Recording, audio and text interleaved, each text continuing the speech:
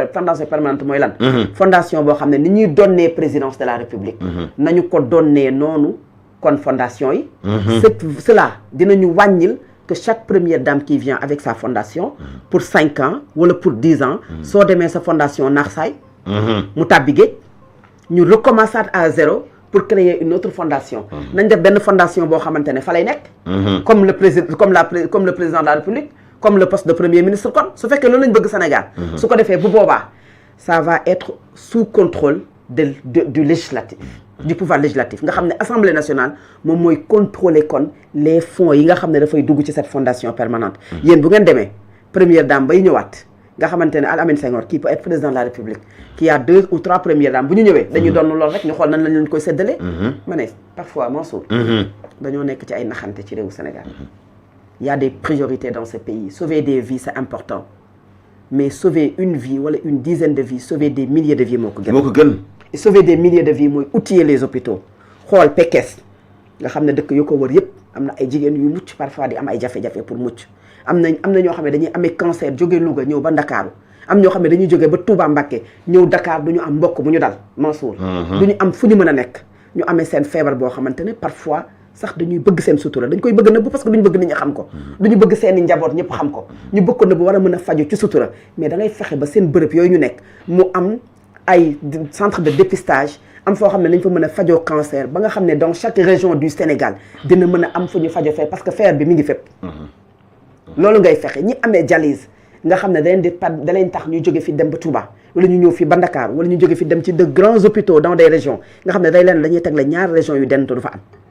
nga xam ne il faut des kilomètres pour faire dialyse yow nga amee dialyse war a def 3 séances de dialyse dans la semaine Mansour tu habites dans une localité où il n'y a pas de machine de dialyse mais nan ngay dundee ni kay ñaar ñoo fi nekk muy Touba ak Dakar Touba Dakar waaye léegi nag ñi dëkk Kolda dëkk Matam dëkk Ziguinchor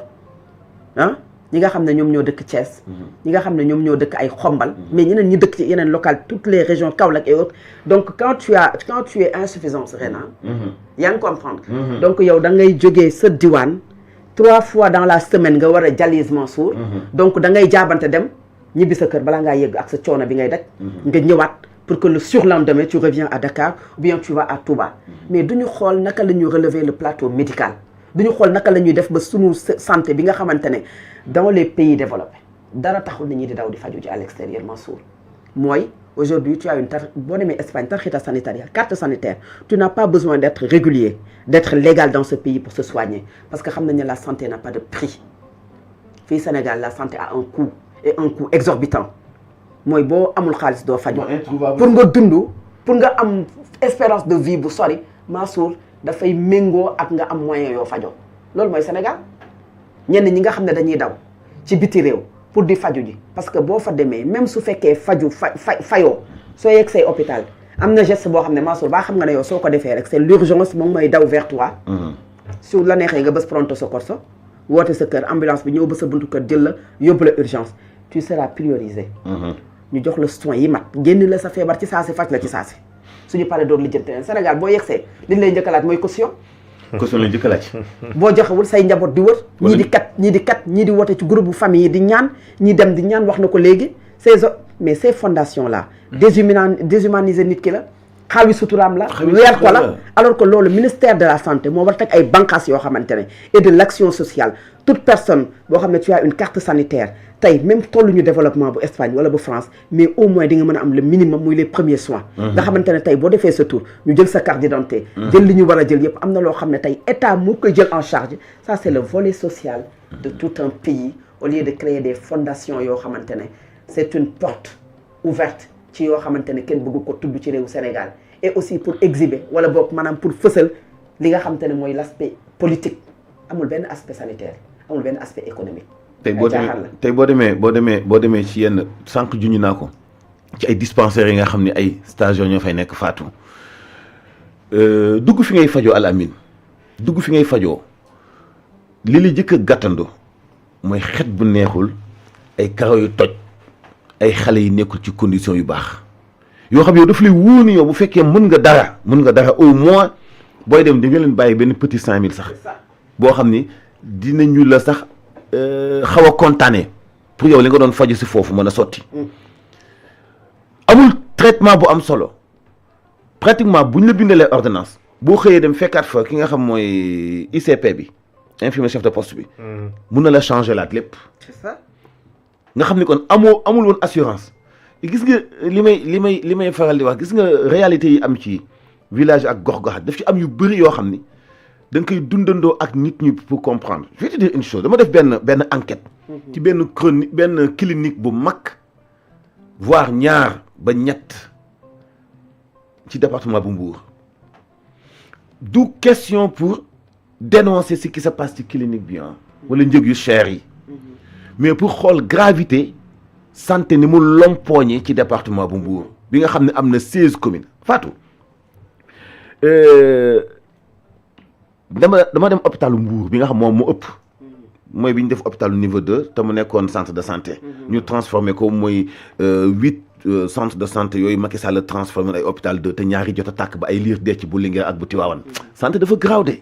yooyu ay centre de santé la ñu woon ñu transformé leen def leen hôpital niveau 2 te mate wuñu ko jumtukaay réunirul boo demee Fatou nga toog constaté ñaata nit ñoo ñëw ci hôpital bi ñu rejeté waat leen des centaines ci benn fan laa lay wax benn fan lu ma kenn nettilu dama ko constaté doo mën a ñëw mënoo tout le temps nga ñëw def enquête bi imposer nit ñi pour ñu déglu li mais loo wax ku ko weddi nga indil koy preuve ma dem hôpital boobu noonu dem beneen hôpital bi nekk bi nga xam mu jiitu Mbuur nit ñi dafa def ay analyse ak yu mel noonu des centaines de personnes kenn recevoir leen nga dem Sandiara nga dem Ndiaganiao nga dem Ngexoox nga dem Somone amul benn dispensaire bu liggéey xam nga ñëpp fa lañ concentré wu dinaa tudd sax turu clinique yi clinique Kawsara bi nekk Sali Carrefour clinique Diop bi nekk Médine ñëpp xam nañu ko beneen clinique bi maa ngi fàttali ni mu tudd mu ngi nekk diggu xolu Mbuur maa ngi fàttali ni mu tudd Alamine man malade bi nga xam ne xam naa ko Fatou bi nga xam ne man xam naa ko mu hospitalisé fa bi muy génn ñaari fan la ñaari 2 nuits la fa fanaan 2 nuits la fa fanaan xam nga ñaata lañ fay facture bi 320 000 2 jours parce que da ngay ñëw ñu assister la taxaw la faj la bàyyiwuñu seringue bàyyiwuñu ndox bàyyiwuñu lépp dañ koy def lépp dañ koy facturer buñ noppee soog ne la nag sa facture mu ngi nii 320 000 moom nga fay mais Fatou ku xëy daanu feebar sa njaboot di toppatoo dépense bu ñu toggee añ nga dem hôpital ñun la fajuñu nga dem clinique ñu facturer la loolu foo koy fayee dañuy téye sa papa wala ñu téye sa way jur wala li nga yaakaaroon pour tëbaskee ko nga dem jaay sa xarum tëbaski ñëw avance ko et loolu moo am loolu situation bu concrète bu réel loolu moo am Sénégal gis nga ñetti fan yi ñuy def par 15 jours waa di ko def waa santé ëpp naa xeeb li muy indi ci ay victimes tey li muy créé ci ay victimes kenn xamul lu mu toll week-end ni pareil léegi xoolal secteur boobu tey bu ñu tollee ci noonu ñu am gouvernement am ministre bu war a taxaw pour xool situation dispensaire yi xool jafe-jafe nit ñi ci wàllu santé xool ñaata ñooy dee ci hôpitaux yi mais ministre bi ñu am bi ñu mujjee génn dafa génn di défendre ay softcare ay couches ak ay serviettes hygiéniques lay défendre mais ça c'est très grave tey situation boobu la ñuy toll te loolu service yi nga xam ñoo yor santé duñ ko weddi Mballo ci am le 22 le 23 le 24 la ñuy demaat grève man maa wax ministre de la santé le 22 le 23 le 24 la ñu liggéey ak ANSD ñu constaté leen hôpitaux yi nekk ci région yi ñaata nit la ñuy rejeté par jour ay junni nit majorité bi dañuy ñibbi ñi ci des dem ci hôpitaux yi ñaata la di leen coûter yow moment bi nga xam ne yow ay caprice ay fajkat moo tax liggéeyuñu nga permettre ki am entreprise santéem mais fu mu doon gagner 1 million par jour mu gagner 10 millions par jour te ñi koy fay loolu sañ ñu ko bañ et on nous parle des fondations jël ko politiser ko jigéen kenn du ko laal dañoo war a taxawu jigéen. non loolu yëpp ñu koy wax yëpp ñu koy wax yëpp. ñu ci boog ñi ci boog naa respecté ñu koy wax. parce que chacun est libre de donner son opinion li ma bëggoon wax ma bañ caa yegg mais lu tuut daal lu tuut day toll foo xam ne ci réew. lu bari moo ko ëpp njariñ. créer une fondation pour que limal ñaata nit la Marième Faye Sall sauvé dans servir le Sénégal à un moment au Sénégal il faut que nga ñu xam la wala nga dem ci rajo yi comme émission bañ daan def ci Feeling des médias pour que ñu mën ne diw de woote na fi wala diw dugal na fi wala nga xam ko xam kooku xam kee mais ñi nga xam ne xamuñu kenn amuñu relationnel nag ñi nga xamante ne xola maanaam amuñu mbokk mu am relationnel ci nguur amuñu ku jege nguur comment ils font pour se soigner xam nga ñooñu luñ soxla mooy bu ñu génnee seen diwaan j'ai pris tout à l'heure Pekes Mbayeen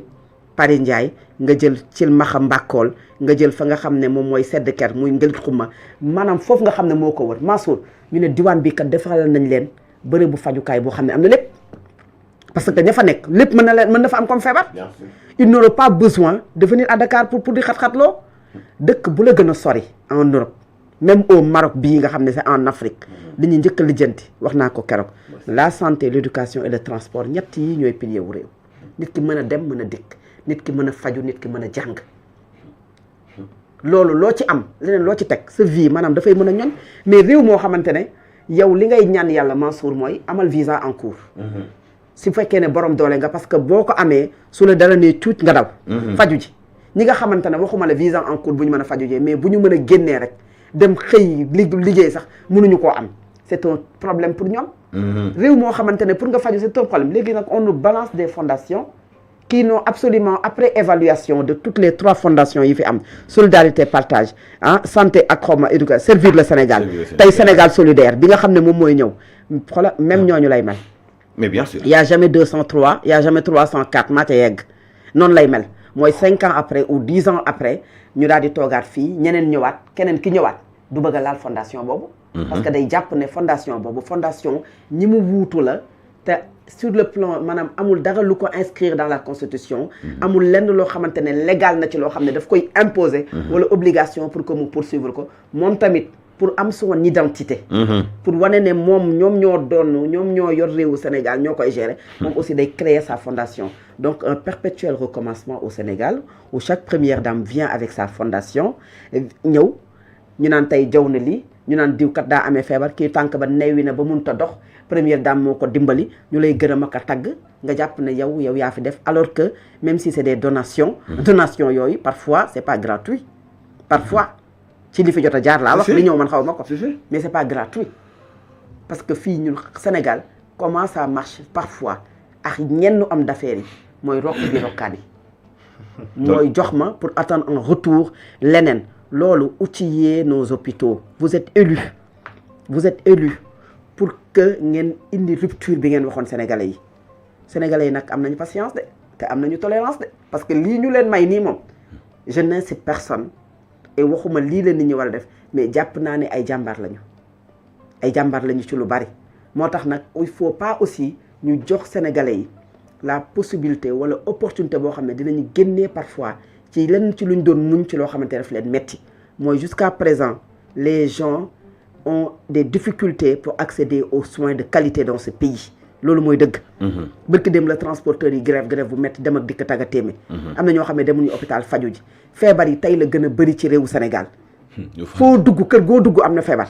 foo dugg rek am na koo xam ne am na lu muy sooxaale parfois nit ñi dañuy feebar nekk ci seen biir kër yi bërki dem lay seetaan benn affaire boo xam ne xaw ma Pape Nia xaw ma benn kii bu muy def y a 2 jeunes filles leurs jambes enflées elles ont perdu leurs parents mais ñooñu bu ñu amoon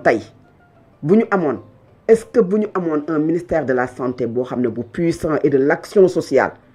qui joue très bien son rôle de volet social est-ce que ñun dinañ soxla di dem di gisi un Mansour Diop un Cheikh Pape Niang wala mais ñaata nit ngay gis sur les réseaux sociaux nañ xool loolu je connais un Mamadou Mansour Diop et Serigne Sadi aussi ñoo xamante ni bi dañ dem ba créer bu mujj fondation bu mujj sax moi j'ai vu parfois ma sœur Salma di bind ne diw dafa soxla lii nañ ko dimbal diw dafa soxla nañ ko dimbal est-ce que kooku ñooñu di dem ba ci ay journalistes yoo xam ne jàpp nañu ne seen page dafa influente jàpp nañu ne ñii am nañu tur bu ñu leen mën a dimbalee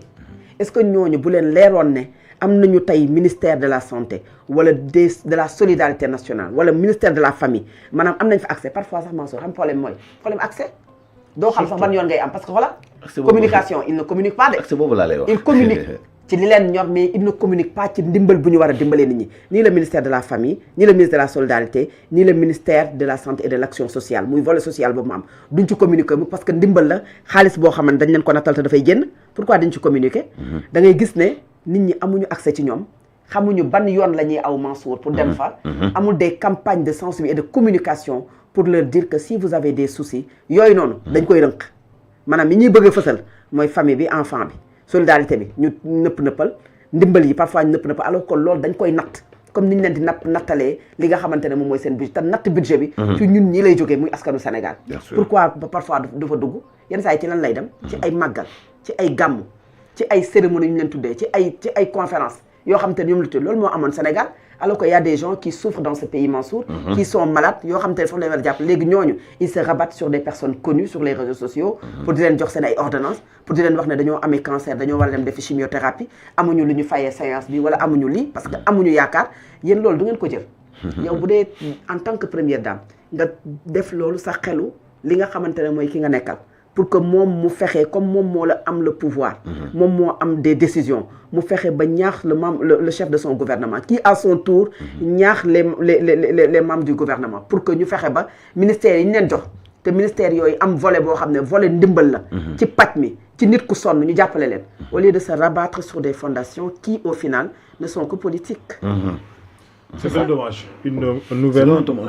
bu ñuy jot Fatou Abdou et il faut ñu jàllale ko.